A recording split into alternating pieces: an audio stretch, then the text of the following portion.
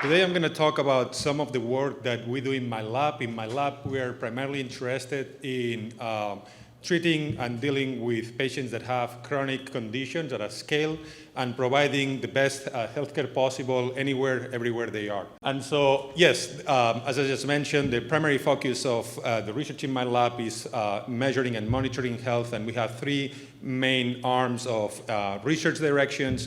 We care about devices that are point-of-care devices that are used at the bedside to help physicians to better stage, treat, and monitor their patients. I'm also particularly interested because of their ubiquity of technologies that rely on mobile health, smartphones and mobiles with everyone, which almost everyone has, to help with surveillance in tracking disease progression and evaluate the efficacy of certain therapeutic interventions, which right now physicians just rely on data points on patients when they show up at the clinic.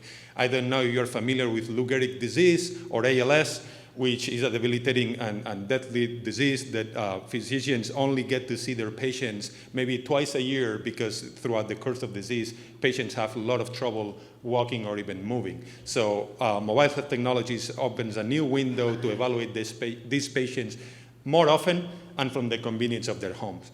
And then finally, the third major research direction in my lab is developing wearables and patches that provide what I like to call clinically relevant data.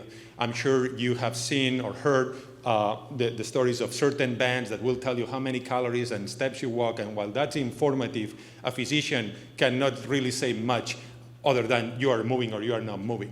And we all walk different distances, so we are bridging that gap by providing clinical grade data that helps doctors to diagnose whether you are at risk of having atrial fibrillation and detecting that before that happens. So I want to talk about two very exciting projects. Been in meetings back-to-back this morning just about this one.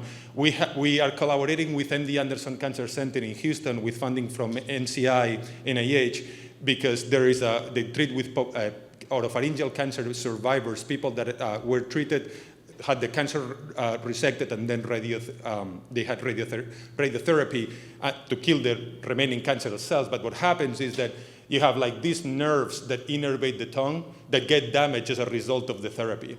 And then what happens is that these people, over their disease progression, they will develop dysphagia, which is difficulty swallowing, speaking, and they are at higher risk of choking and dying.